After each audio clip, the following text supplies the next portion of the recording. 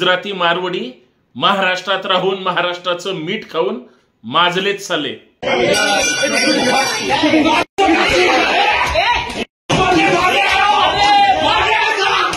तुम्ही मराठी लोक गंदे कुछ भी खाते हैं आणि शुक्लाला चांगलं ओळखते। तुम झोपड़पट्टी में जाके रहो, तुम थर्ड क्लास क्वालिटी के लोग हो।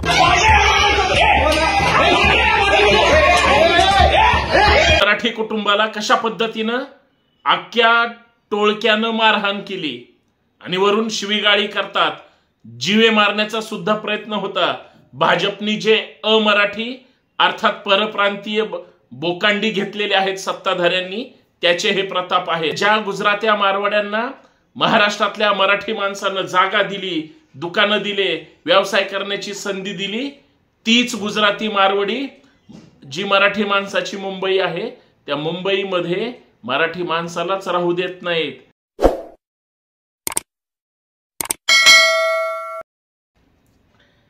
मुंबईत राहून मराठी माणसाला माजुरडे म्हणणारे, घाणेरडे म्हणणारे हे गुजराती मारवडी महाराष्ट्रात राहून महाराष्ट्राचं मीठ खाऊन माजलेत साले।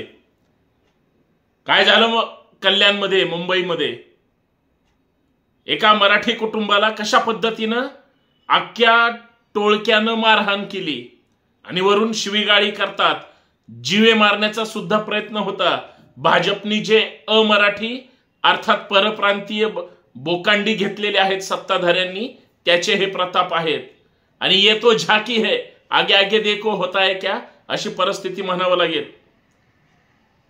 हे राजस्थानी गुजराती मारवडी पोटा पाण्यासाठी, पोट भरण्यासाठी महाराष्ट्रात मध्ये येतात आणि आता इंग्रजांपेक्षा बेकार अवलादी हे झालेले आहेत। इंग्रज तरी इथं व्यापाराला आले, राज्यकर्ते बनले आणि परत हकलून दिलं। या गुजराती मारवाड्यांचं काय करायचं? हे गुजराती मारवाडी इथं येतात, आता सगळ्या महाराष्ट्रातल्या कानाकोपऱ्यात संपूर्ण मार्केट ताब्यात घेतलं, सगळं अर्थ सत्ता त्यांच्या हातात आहे। शहरांमध्ये सगळ्या सोसायट्या त्यांच्याच आहे। म्हणजे ज्या गुजरात्या मारवाड्यांना महाराष्ट्रातल्या मराठी माणसानं जागा दिली, दुकानं दिले, व्यवसाय करण्याची संधी दिली, तीच गुजराती मारवडी जी मराठी माणसाची मुंबई आहे, त्या मुंबईमध्ये मराठी माणसालाच राहू देत नाहीत। ते काय म्हणतात याच्यावर चर्चा करायची, त्यांचा माज उतरवला पाहिजे। जर मराठी माणसांनो आता आपण गप्प बसलो तर नंतर काही होणार नाही। म्हातारी मेल्याचं दुःख नसतं, काळ सोखावतो। सरकार ह्या गुजराती मारवाड्यांनाच पाठीशी घालणार। अरे सध्याच्या मंत्रिमंडळात 3 ते 4, 5 लोक हे अमराठी आहेत, हेच आहेत परप्रांतीय, हेच आहेत शहा, हेच आहेत वेगळ्या आडनावं घेऊन या महाराष्ट्राची सत्ता त्या ठिकाणी बळकावणारे। आणि ह्यांचे चेले चपाटे आता मराठी माणसावर दादागिरी करतात। मुंबई भविष्यात आपली राहील की नाही माहित नाही। सावधान, मराठी माणसा जागा हो, अन्यथा तुला ताणून ताणून मारतील ही लोक, लक्षात ठेव। मित्रांनो, याच महत्वाच्या विषयावर चर्चा करायचे। सर्वांना नमस्कार, सप्रेम जय जिजाऊ, जय शिवराय, जय महाराष्ट्र। मी संतोष शिंदे। या महाराष्ट्रातल्या ज्वलंत आपल्या युट्यूबच्या सामाजिक विचारपीठावर आपल्या सर्वांचं मनपूर्वक हार्दिक स्वागत करतो। विनंती एवढीच आहे, व्हिडिओ शेवटपर्यंत पहा, व्हिडिओ जास्तीत जास्त शेअर करा, सगळ्यात महत्वाचं बेल आयकॉन प्रेस करायला विसरू नका। संपर्कात राहिलात तर एकत्र राहाल, अन्यथा ही लोक आपल्याला भंगारात टाकतील, हे विसरू नका। आणि याच मुंबईमध्ये कल्याणच्या उच्चभ्रू सोसायटीमध्ये जी मारहाण झाली त्या प्रमुख विषयावर बोलायचंय, म्हणून जास्तीत जास्त मुंबई आणि मुंबई परिसरामध्ये, आपल्या उभ्या महाराष्ट्रामध्ये जास्तीत जास्त हा व्हिडिओ शेअर झाला पाहिजे। सबस्क्राईब करा, एवढीच माफक अपेक्षा आहे। दीड दमडीचे लोक गुजरातवरून, राजस्थानवरून, कर्नाटक, आंध्र प्रदेश, बिहार, महाराष्ट्राच्या इतर राज्यांमध्ये महाराष्ट्राच्या कानाकोपऱ्यात येऊन त्या ठिकाणी पोट भरण्यासाठी राहतात। आता परत ह्यांना सडकून काढण्याची वेळ आलेली आहे।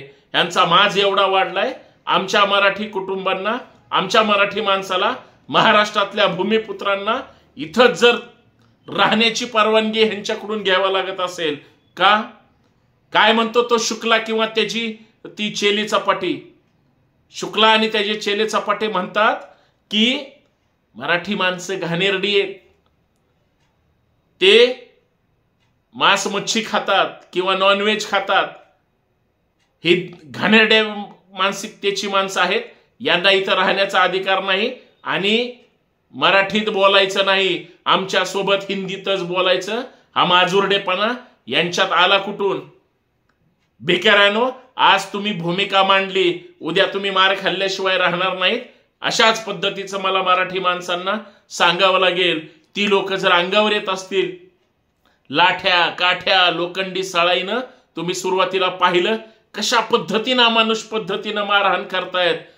चांगल्या सोसायटीमध्ये राहून सुद्धा जर फ्लॅटमध्ये घरात घुसून महिलां किंवा इतर ज्येष्ठ नागरिकांसमवेत आणि त्यांना सुद्धा अमानुष पद्धतीनं हे गुजराती मारवाडी भय्ये लोक जर मारत असतील, काय राहिलं आपलं?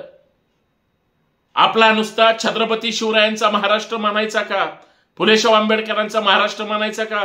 पुरोगामी महाराष्ट्र म्हणायचा का? आणि गपगुमान घाबरून जगायचं का? महाराष्ट्राच्या राजकारणामध्ये त्याच मुंबईत किरीट सोमय्या सारखा, तो कंबोज सारखा हे मुंबईमध्ये सोडलेले वळू महाराष्ट्राच्या राजकीय संस्कृतीला बट्टा लावण्याचं काम करतात. विसरू नका, साधी गोष्ट नाही. हेच असे चेले चपाटे आहेत, त्यांचीच ही पिलावळ आहे जे अमानुष पद्धतीने मारहाण करतायत. तुम्हाला आठवतंय का ज्यावेळेस सोमय्यांना सुद्धा एका सेक्स स्कॅन्डल प्रकरणामध्ये किंवा अश्लील व्हिडिओच्या प्रकरणामध्ये ज्यावेळेस ती चित्रफित प्रसिद्ध झाली होती, काय म्हणणं होतं की मला मराठी महिलाच आवडतात. इतकी महाराष्ट्रातल्या महिलांची बदनामी होऊन सुद्धा आमची महाराष्ट्रातली जनता त्यांच्या पाठीशी राहते. आम्हाला लाज वाटायला पाहिजे. मी उदाहरण याच्यासाठी दिलं, हे आजचं नाही, आज नाही मारहाण केली, आज नाही मारहाण होत, पूर्वापारपासून चालत आलंय. तुम्हाला माहितीये का मुंबईमध्ये बिल्डर कोण आहेत? फार मोठा बिल्डर आता राज्याच्या मंत्रिपदावर सुद्धा आहे. सत्ताधाऱ्यांनी सगळे अमराठी लोक सगळ्या सत्तेत प्रशासनात सगळीकडे आता त्यांना ते बसवायचेत. भविष्यात महाराष्ट्र हा मराठी माणसाचा राहील असं अजिबात वाटत नाही. आणि मुंबई तर मराठी माणसाची राहते की नाही याची शंका आहे. त्याची दोन कारणं आहेत. एक तर मराठी माणसाला संपवलं जात आहे, नाहीतर दुसरं मराठी माणसाचं जगणं मुश्किल केलं जात आहे. सांगा मराठी बांधवांनो, आता करायचं काय? ह्यांची दादागिरी सहन करायची? ह्यांची प्रत्येक सोसायटीत हुकुमशाही सहन करायची? मराठी माणसाला काहीच किंमत नाही. मराठी माणसाची जर इतकी भयानक अवस्था असेल, लाज वाटते आम्हाला. आम्ही कुठल्या राज्यकर्त्यांना निवडून देतोय किंवा कुठल्या लोकप्रतिनिधींना निवडून देतोय जे आमचे नाहीत, जे आमच्याशी आमच्या भाषेत बोलू शकत नाहीत, जे आमच्याशी आम्ही जे राहणपान खानपान करतो हे ह्यांना मान्य नाही. अरे तुम्ही भिकाऱ्यांनो तिकडून इकडं आलाय, तुमचा काय संबंध इथल्या मराठी माणसाला महाराष्ट्राच्या भूमिपुत्रांना बोलायचा? पण आम्ही सगळं गुपगुमान सहन करतोय म्हणून ह्यांचा माज वाढलाय. लक्षात ठेवा, रात्र वैऱ्याचे दिवस वैऱ्याचा आहे, येणारा काळ सुद्धा वैऱ्यांचा आहे. मराठी माणूस मुंबईतून हद्दपार करण्यासाठी या सगळ्या परप्रांतीयांनी जी काही चंग बांधलाय, मराठी माणसाला ताणून ताणून घरात कोंडून मारलं जातंय, तरी आम्हाला लाज वाटत नाही. याचं आत्मपरीक्षण करणार आहोत की नाही?